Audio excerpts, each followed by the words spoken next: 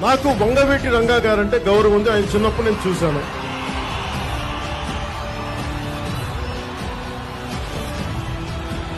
ఆయన కాపులందరికీ ఒక ఆరాధ్య దైవం నేను అర్థం చేసుకుంటాను. నేను రంగా గారిని చిన్నప్పుడు మా ఇంట్లోనే చూశాను.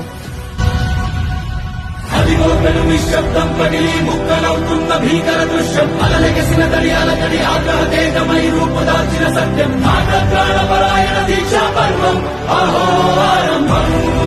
నాకు వంగవీటి రంగా గారంటే గౌరవం ఉంది. ఆయన చిన్నప్పుడు నేను చూశాను.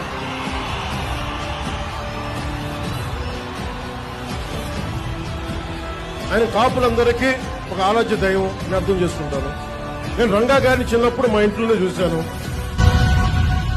అదిగో పెను నిశ్శబ్దం పగిలి ముక్కలవుతున్న భీకర దృశ్యం అలలెగసిన దర్యాల గడి ఆగ్రహతేజమై రూపుదాల్చిన సత్యం నాటప్రాణపరాయణ దీక్షా పర్వం అహో ఆరంభం.